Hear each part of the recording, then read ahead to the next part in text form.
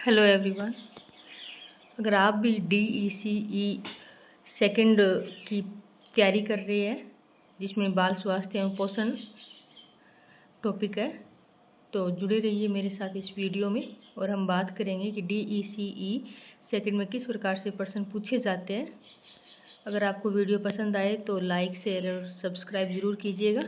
अब बढ़ते हम आगे हमारी वीडियो की तरफ, जिसमें हम सबसे पहले बात करेंगे परीक्षा की रणनीति की। परीक्षा में किस प्रकार से प्रश्न करते हैं। इसमें सबसे पहले हम क्या करते हैं कि नहीं और नोट जैसे शब्दों को पहचानते हैं, फिर गलत विकल्पों को हटाए कि क्रॉस लगाना स्टार्ट करते हैं कि हमें ये प्रश्न नहीं आ रहा है, ये प्रश्न नहीं आ रहा है। अब हम ऑप्शन को कट करके क्वेश्चन करते हैं, फिर सबसे सटीक उत्तर चुनते हैं।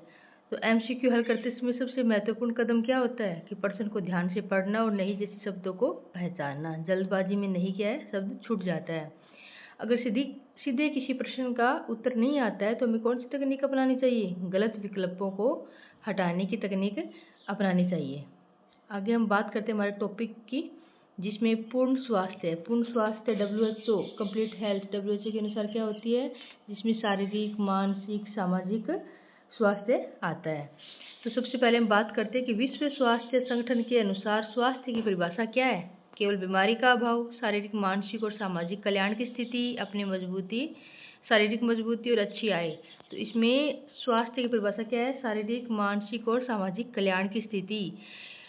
व्याख्या करते हैं कि WHO स्वास्थ्य को समग्र रूप से देखता है, जिसमें शारीरिक मानसिक सामाजिक सभी प्रकार की स्वास्थ्य की बात की गई है। आगे बात करते हैं कि स्वास्थ्य की कौन सी अवधारणा सबसे व्यापक है। जैव चिकित्सा सिद्धांत, पारिस्थितिकी अवधारणा, सामाजिक अवधारणा, समग्र अवधारणा। तो इसका सही आंसर होगा जैव चिकित्सा सिद्धांत। पाठ्यक्रम संदर्भ में जैव चिकित्सा प्रमुख है। स्वास्थ्य की कौन सी अवधारणा सबसे व्यापक है, जैव चिकित्सा सिद्धांत। आगे क्वेश्चन है कि निम्न में से कौन सा स्वास्थ्य का मानसिक आयाम नहीं है। आत्मसम्मान, भावनात्मक संतुलन, साफ सफाई का ध्यान रखना, दूसरों के प्रति संवेदनशीलता। तो मानसिक आयाम कौन सा नहीं है, साफ सफाई का ध्यान रखना। साफ सफाई पर्यावरणीय आयाम में आता है। अगला क्वेश्चन है कि आध्यात्मिक स्वास्थ्य मुख्य रूप से किसके साथ जुड़ा होता है। भोजन की आदतें, आर्थिक स्थिति, जीवन के अर्थ और उद्देश्य की समझ, खेलकूद। तो इसका आंसर होगा जीवन के अर्थ और उद्देश्य की समझ। जीवन के उद्देश्य को समझना ही आध्यात्मिक स्वास्थ्य है। आगे क्वेश्चन है कि सामाजिक स्वास्थ्य का अर्थ क्या है। सामाजिक स्वास्थ्य केवल घर के काम करना, अकेले रहना, परिवार और समुदाय के साथ जुड़ाव और जिम्मेदारियां निभाना, केवल आर्थिक गतिविधियां। तो सामाजिक स्वास्थ्य में क्या आता है, परिवार और समुदाय के साथ जुड़ाव और जिम्मेदारियां निभाना। देखो मानव स्वास्थ्य है तो उसमें सामाजिक, व्यवसायिक, पर्यावरणीय, ये सभी प्रकार के स्वास्थ्य शामिल है। आगे क्वेश्चन है कि व्यवसायिक आयाम का स्वास्थ्य पर क्या प्रभाव होता है। कोई प्रभाव नहीं होता, केवल शारीरिक स्वास्थ्य प्रभावित होता है। व्यवसायिक संतुष्टि से मानसिक और सामाजिक स्वास्थ्य बेहतर होता है, केवल आर्थिक लाभ मिलता है। तो व्यवसायिक आयाम, अगर हम व्यवसायिक रूप से स्ट्रॉन्ग है तो क्या होता है कि सामाजिक स्वास्थ्य और मानसिक स्वास्थ्य भी उससे बेहतर होता है। इसका आंसर होगा सी। आगे बात करेंगे हम स्वास्थ्य के स्पेक्ट्रम का क्या अर्थ है। केवल बीमार होना, स्वास्थ्य और रोगों के बीच एक सतत बदलाव, रंगीन प्रकाश, दवाओं का समूह है। तो इसका आंसर होगा स्वास्थ्य और रोगों के बीच एक सतत बदलाव। प्रश्न 10 में आते हैं कि पर्यावरण का स्वास्थ्य पर क्या प्रभाव पड़ता है। कोई नहीं पड़ता, धनवान लोग प्रभावित होते हैं। स्वच्छ पर्यावरण से बेहतर स्वास्थ्य संभव है, केवल शहरों में प्रभाव पड़ता है। तो पर्यावरण का स्वास्थ्य पर क्या प्रभाव पड़ता है कि स्वस्थ पर्यावरण से बेहतर स्वास्थ्य संभव है। CDR प्रति हजार जनसंख्या। अब देखो कि क्रूड डेथ रेट, CDR का फुल फॉर्म क्या है, क्रूड डेथ रेट क्या दर्शाती है कि एक वर्ष में प्रति हजार जनसंख्या में मृत्यु की संख्या, एक वर्ष के अंदर 1000 जनसंख्या में मृत्यु की संख्या। इसका आंसर होगा क्रूड डेथ रेट।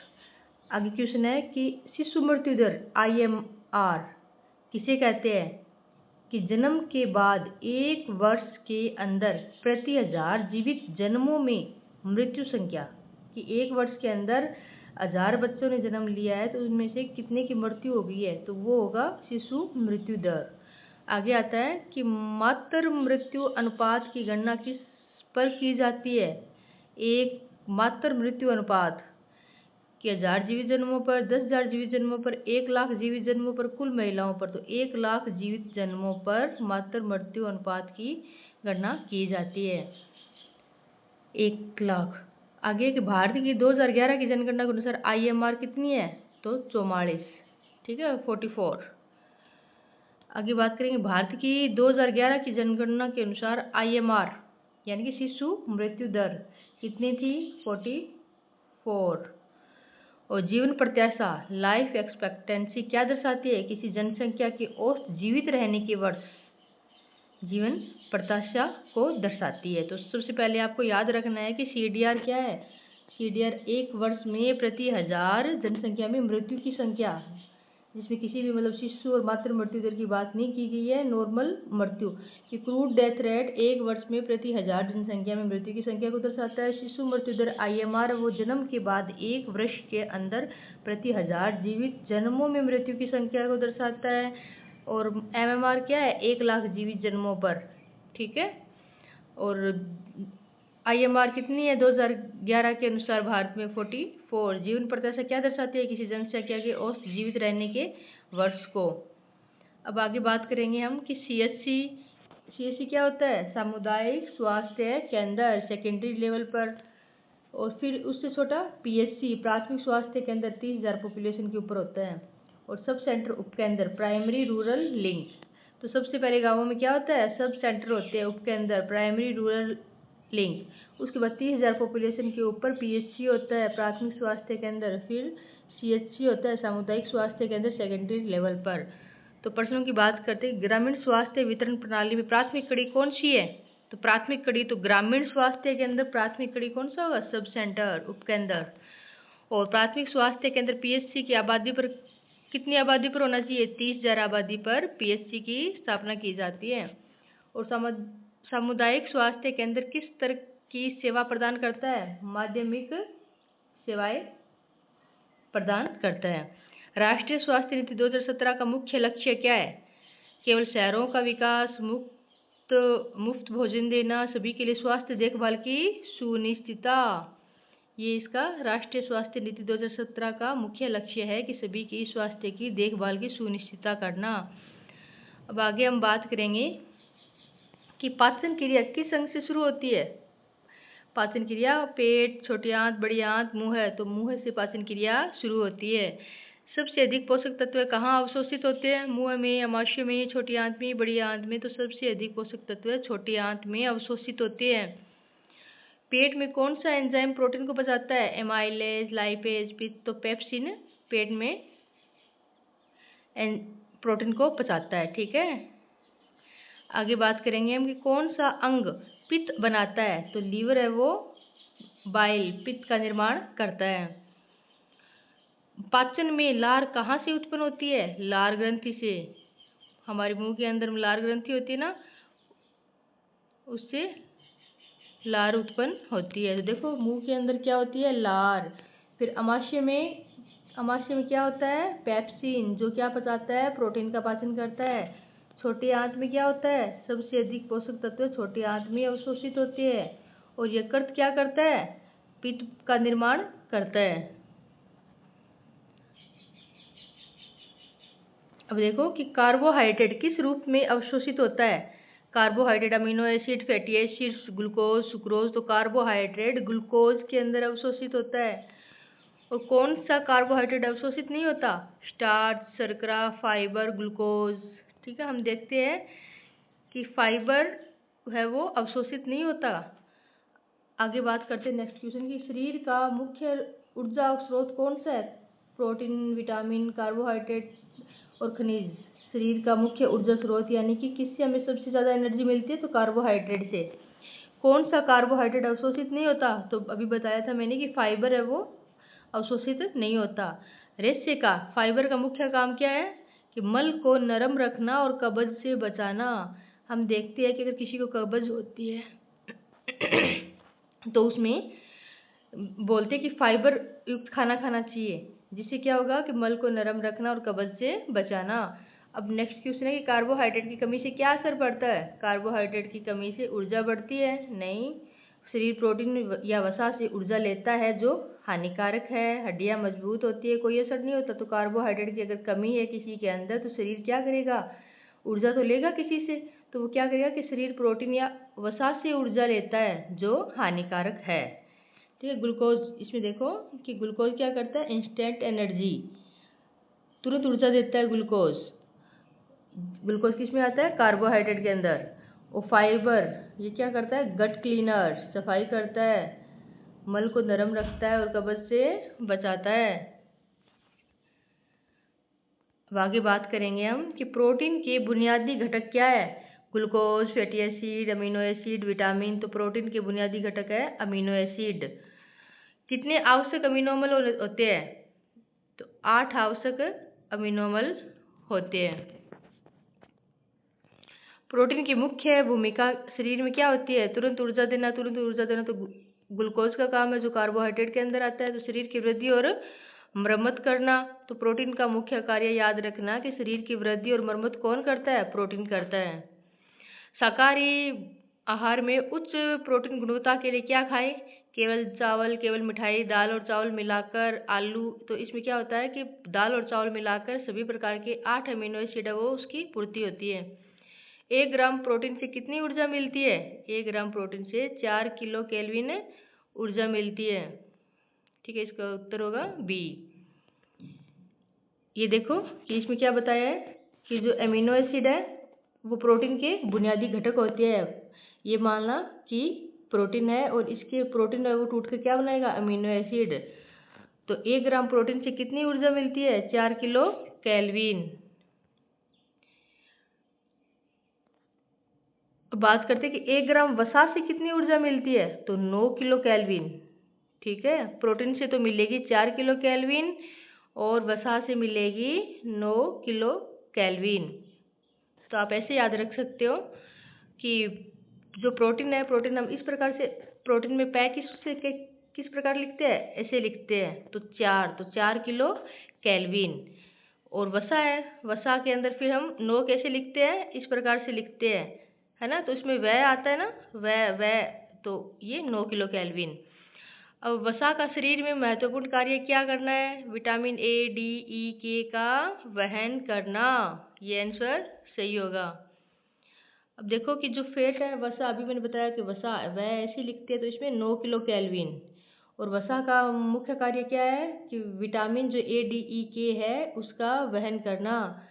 और जल है तो हमारी बॉडी है वो 60% जल से ही बनी होती है जो टेम्परेचर को कंट्रोल करती है। आगे बात करेंगे 1 ग्राम वसा से कितनी ऊर्जा मिलती है, वसा वह 9 किलो कैल्विन। और वसा का शरीर में महत्वपूर्ण कार्य क्या है, विटामिन ए, डी, ई, के का वहन करना। पानी का मुख्य कार्य क्या है, पोषक तत्वों का परिवहन और तापमान नियंत्रण करना। पानी की कमी से क्या होता है, निर्जलीकरण, डिहाइड्रेशन होता है। बात करेंगे कि जीवन गुणवत्ता सूचकांक का स्कोर कितना होता है, 0 से 100। ठीक है, जीवन गुणवत्ता सूचकांक का स्कोर कितना होता है, 0 से 100। आगे 2011 की जनगणना में महिला साक्षरता दर कितनी थी, 84, इसका आंसर होगा सी, 74%। स्वास्थ्य पर विषम प्रभाव कौन डालता है, संतुलित आहार, उच्च शिक्षा, प्रदूषित वातावरण, स्वस्थ पानी। तो कौन सा डालेगा, प्रदूषित वातावरण। उपयोग दर क्या दर्शाती है, खाली अस्पताल, उपलब्ध सेवाओं का वास्तविक उपयोग, कुल जनसंख्या। तो इसका आंसर होगा उपलब्ध सेवाओं का कितना उपयोग कर रहे हैं। पोषण स्थिति संकेतक क्या है, वजन और लंबाई। पोषण, बच्चे का हम सबसे पहले अगर पोषण की बात करते हैं तो उसका वजन और लंबाई के द्वारा ही अनुमान लगाती है कि उसका पोषण सही प्रकार से हो रहा है या नहीं हो रहा। आगे बात करेंगे हम सामाजिक मानसिक स्वास्थ्य संकेतक क्या है, शरीर का तापमान, रक्तचाप। तो क्या नहीं है, आत्महत्या और